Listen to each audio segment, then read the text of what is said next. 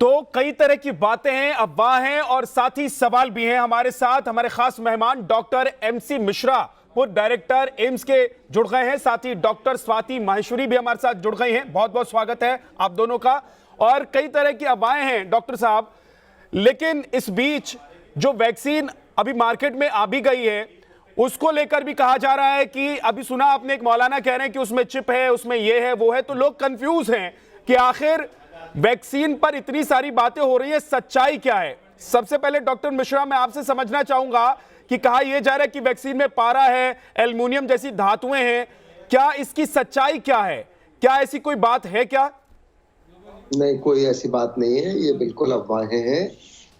इसमें कोई तथ्य नहीं है। कोई चिप डाली, जरा आधे ml फ्लूइड है, वो आपको दिखता है। जब आपको इंजेक्शन में नर्स लेगी उसको, तो उसमें क्या डाल देगा कोई, क्या उसमें डाल देगा। इस मतलब लोगों को कुछ भी कहने से कौन रोक सकता है? आजकल कोई भी कुछ भी कह सकता है, लेकिन लोगों को भ्रमित नहीं होना चाहिए। इसमें वैक्सीन बड़ी सोफिस्टिकेटेड, बड़ी कॉम्प्लेक्स प्रक्रिया से बनती है। उसमें ये सब अगर हो जाएगा तो फिर आज तक जो वैक्सीन लगती रही है वो कैसे लग रही है और बचा रही है लोगों को। जो हमारे यहाँ पहले संक्रमण होते थे, एपिडेमिक्स होते थे, महामारियां होती थी, वो अब कहाँ होती हैं? अब देखिए, हम लोगों ने इन्फेक्टिव डिजीजेस पे काफी हद तक, बैक्टीरियल डिजीजेस पे काबू पा लिया है। अब वायरल प्रॉब्लम्स थोड़ी ज्यादा होने लगी हैं क्योंकि बैक्टीरिया के अगेंस्ट वैक्सीन आसानी से बन जाती हैं। अब रेबीज की वैक्सीन है, देखिए, नहीं तो रेबीज से अभी भी 100% मृत्यु हो जाती है। किसी को अगर रेबीज हो जाए जी, तो उसमें कोई बचने की कोई संभावना नहीं होती है। इसी प्रकार टिटनेस की बड़ी मोर्टेलिटी होती थी। जब मैं स्टूडेंट था तो टिटनेस का एक वार्ड होता था सेपरेट हमारे मेडिकल कॉलेज हॉस्पिटल्स में। अब टिटनेस देखने में नहीं आता है, शहरों में तो बिल्कुल नहीं आता। थोड़े से कम्युनिटी हेल्थ सेंटर वगैरह पे थोड़ा बहुत होता है अभी भी, लेकिन बहुत रेयर अब होता है ये। ठीक है डॉक्टर साहब। डॉक्टर स्वाति, कुछ लोग ये भी कह रहे हैं, कुछ बातें ऐसी भी हैं जिसको लेकर अफवाह फैलाई जा रही है, या कह सकते हैं कि इसको लेकर बातें हो रही हैं कि उसमें बंदरों के और सुअर के टिश्यूज होंगे जो वैक्सीन तैयार हो रही हैं जो हो गई हैं। इस पर आपकी क्या राय है? क्या ऐसा हो सकता है? क्या ऐसा होता है?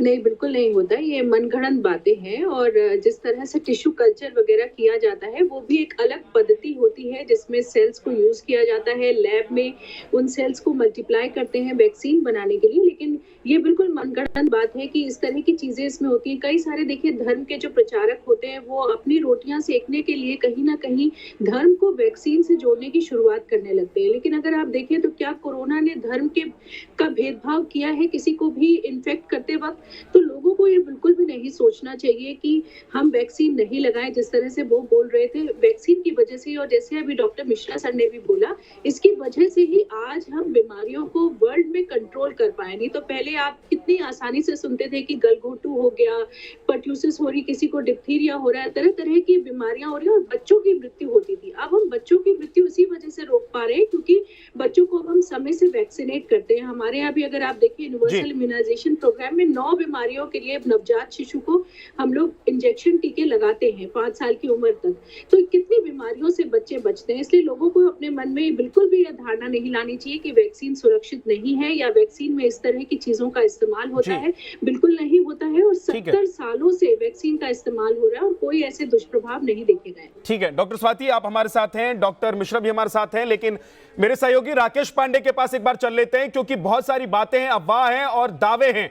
उसकी सच्चाई क्या है ये राकेश पांडे आपको बताएंगे। उसके बाद अपने मेहमानों के पास चलेंगे, उनकी राय क्या है उस पर वो भी जानेंगे। राकेश। बिल्कुल निश्चित तौर पर विद्या, देखिए, कोरोना की वैक्सीन का इंतजार देश दुनिया में सभी को है। वैक्सीन कब आएगी, लेकिन वैक्सीन के आने से पहले अफवाहों का बाजार भी गर्म है। इसीलिए हमारी जिम्मेदारी बनती है कि उन अफवाहों से अपने दर्शकों को अवगत जरूर कराएं और बताएं कि दावे और सच में फर्क क्या है।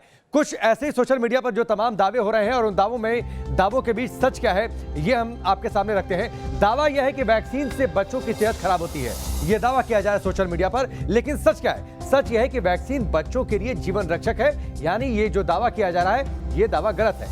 ये सोशल मीडिया पर दावा किया जा रहा है। ऐसे ही तमाम दावे हैं। एक और दावा यह है कि फ्लू की तरह वैक्सीन आने तक कोरोना खत्म हो जाएगा। सच यह है कि ऐसा कोई सबूत अभी तक के रिसर्च में नहीं मिला है कि फ्लू की तरह वैक्सीन आने तक कोरोना खत्म हो जाएगा। तो ये विद्या ऐसे ही तमाम दावे सोशल मीडिया पर किए जा रहे हैं। ठीक है राकेश, इस पर हम अपने मेहमानों से बात कर लेते हैं। डॉक्टर मिश्रा, एक बात तो यह कि वैक्सीन से बच्चों की सेहत खराब हो सकती है। अब ये इस तरह की बातें हैं, इस तरह के दावे हैं जिससे लोग पहले ही डर जाएंगे। वैक्सीन के आने से पहले डर कर ऐसा लग रहा है कि लोग ये सोचने लगेंगे कि भाई एक बार वैक्सीन लगा लिया तो ना जाने क्या हो जाएगा। नहीं, बच्चों में ही तो इम्यूनाइजेशन है। अभी डॉक्टर स्वाति ने बताया ना आपको, इंद्रधनुष कार्यक्रम है भारत सरकार का, स्वास्थ्य मंत्रालय के तहत। हम उसमें बहुत बृहद कार्यक्रम है और बहुत वर्षों से चल रहा है वो। उसमें पूरे जितने भी चाइल्डहुड में वैक्सीन दी जाती हैं, शुरू होते ही MMR की वैक्सीन है, BCG का टीका है, फिर उसके बाद DPT का टीका लगेगा और उसके बाद पोलियो की ड्रॉप्स दी जाएंगी और फिर आगे चल के हेपेटाइटिस का टीका भी लगता है। हम लोगों ने लगवाया हेपेटाइटिस का एडल्ट उसमें, क्योंकि हम तो सर्जन है, बहुत रिस्क होती है हम लोगों को हेपेटाइटिस होने की, और डॉक्टर्स को वैसे भी, डॉक्टर स्वाति ने भी लगवाया होगा आई एम श्योर। और इसमें तो कोई तथ्य है ही नहीं। अभी बच्चों की तो खैर बात ही नहीं हो रही कोविड वैक्सीन की, लेकिन बच्चों के लिए भी ट्रायल के बाद बच्चों को भी लगाई जाएगी। अगर ये संक्रमण नहीं रुकेगा तो बिल्कुल लगाई जाएगी। अगर संक्रमण खत्म हो जाएगा तो जरूर आवश्यकता शायद ना पड़े, लेकिन चूंकि इतना इन्फेक्टिव है ये वायरस और बच्चों को इन्फेक्शन होगा तो उनको कोई नुकसान हो ना हो, अपने घर में उनके जो दादा दादी हैं, नाना नानी हैं, पेरेंट्स हैं, उनको भी तो संक्रमण हो सकता है। तो इसलिए मैं समझता हूं कि ये भी बिल्कुल कोई इसमें तथ्य नहीं है। ये बिल्कुल बेसलेस है कि बच्चों को क्यों नुकसान होगा। केवल हम ये अभी कह सकते हैं कि 18 साल से ऊपर के लोगों में, 18 साल और उससे ऊपर के लोगों में ही ट्रायल हुए हैं। बच्चों में ट्रायल अलग से करके फिर उनमें भी देने की बात आएगी, क्योंकि बच्चों में ये बीमारी हुई नहीं है आमतौर से। डॉक्टर स्वाति, एक दावा यह भी है कि फ्लू की तरह वैक्सीन आने तक कोरोना खत्म हो जाएगा। ये गलत बात है। देखिए, फ्लू से भी आज भी हम फ्लू खत्म नहीं कर पाए। फ्लू वैक्सीन आने की वजह से हम जो इन्फेक्शन है उसको नियंत्रित कर पाए। यानी कि ऐसे लोग जिनमें संभावनाएं ज्यादा होती थी फ्लू होने की, उनको जब हम वैक्सीन दे देते हैं, बड़े बुजुर्ग हैं जिनको पहले से बीमारियां हैं, तो उनको फ्लू होने की संभावनाएं बहुत कम हो जाती हैं। तो हम डिजीज को नियंत्रित करना चाहते हैं। यानी कि अगर पूरी सोसाइटी में कुछ लोगों को वो बीमारी हो रही है तो उसे हम नियंत्रित बोलते हैं, ना कि ऐसे अभी जैसे आप महामारी देख रहे हैं कि रोज जो है 100 की उससे ज्यादा की संख्या में, हजारों की संख्या में लोगों को बीमारी हो रही है। तो हम अगर वैक्सीन ले आते हैं तो वैक्सीन से जो है खत्म नहीं हो जाएगा कोरोना, लेकिन कोरोना जो है काफी हद तक नियंत्रित हो जाएगा। यानी कि हम अपना जीवन नॉर्मल जी पाएंगे वैक्सीन लगाने के बाद। और उसके बाद कभी कुछ लोगों में हम कोरोना की बातें सुनेंगे और उनमें भी उतना तीव्र इन्फेक्शन नहीं होगा जैसे कि पहले अभी हम देख रहे हैं। तो वैक्सीन डिजीज की सिवियरिटी को भी कंट्रोल करता है और साथ ही में उसका जो ट्रांसमिशन है उसको भी कंट्रोल करता है। डॉक्टर मिश्रा, अगला दावा यह है जो सोशल मीडिया पर चल रहा है और लोग इस पर बात भी कर रहे हैं कि जल्दबाजी में बनी वैक्सीन सुरक्षित नहीं है। नहीं, ये बिल्कुल, ये भी, इसमें भी भ्रांतियां हैं। देखिए, जो वैक्सीन डेवलपमेंट का जो प्रोसेस है बिल्कुल कॉम्प्लेक्स होता है और सारे प्रश्नों के उत्तर मिलने में समय भी लगता है। ये भी बात सच है। पुराने वर्षों में, दशकों में जब वैक्सीन बनती थी तो उसमें 5 साल से लेके 15 साल तक का समय लगता था और उसकी प्रक्रिया होती थी कि पहले प्री क्लिनिकल एनिमल ट्रायल होता है, कोई भी दवाई बनती है, वैक्सीन बनती है जी। इसमें इन सारी वैक्सीन में पहले वो हुआ। इसीलिए हम कह रहे हैं ना कि 250 वैक्सीन कैंडिडेट्स तैयारी में हैं, लेकिन उसमें से अभी केवल 10 वैक्सीन कैंडिडेट्स का प्रक्रिया कुछ हद तक पूरी हो पाई है, पूरी नहीं हुई है अभी। उसमें प्री क्लिनिकल, जैसे कहते हैं, एनिमल टेस्टिंग हो गई, उसमें सेफ मिली। फिर फेज 1 में कुछ 10 से 30 वॉलंटियर्स आए, उनमें लगाई गई, उनमें कोई लाइफ थ्रेटनिंग प्रॉब्लम सामने नहीं आई। इसका मतलब ये हुआ कि ट्रायल्स जल्दी में हुए लेकिन सेफ्टी से समझौता नहीं हुआ है ना डॉक्टर मिश्रा? नहीं, जल्दी में नहीं हुए, यही तो हम बताना चाह रहे हैं। जल्दी में नहीं हुए।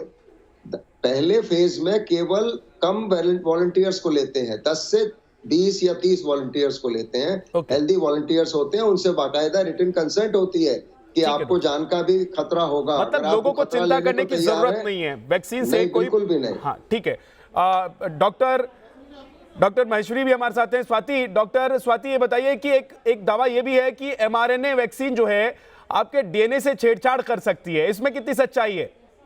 ये बिल्कुल ही गलत धारणा है और गलत बात है। जो मैसेंजर आरएनए बनाया जाता है लैब में, साइंटिफिक तरीके से बनाया जाता है, वो ह्यूमन के डीएनए के साथ कोई छेड़छाड़ नहीं करता है। कुछ लोग ये कहते हैं कि ये पहली बार वैक्सीन आई है, अभी तक कोई मैसेंजर आरएनए की वैक्सीन नहीं थी तो अभी पता नहीं है। बात उनकी ठीक है कि ये पहली बार वैक्सीन आई है, लेकिन इस वैक्सीन से पिछले कुछ सालों से दूसरी बीमारी के लिए बहुत सारे ट्रायल्स चल रहे हैं और ह्यूमन ट्रायल्स चल रहे हैं। तो मनुष्यों के अंदर इस वैक्सीन को बहुत समय से देकर के देखा जा रहा है और उनमें कोई ऐसा अभी तक दुष्प्रभाव नहीं देखा गया है, ना कोई ऐसी जो छेड़छाड़ की बात चल रही है। ये बिल्कुल ही बेबुनियाद बात है जो ये कहा जा रहा है कि मैसेंजर आरएनए से डीएनए से छेड़छाड़ होती है, बिल्कुल गलत है और लोगों को इस पर विश्वास नहीं करना चाहिए। डॉक्टर मिश्रा, अगला दावा ये है कि इम्यून सिस्टम ये वैक्सीन कमजोर कर सकती है।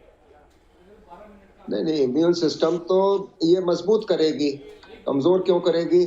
और इम्यूनिटी डेवलप करने के लिए तो वैक्सीन दी जाती है।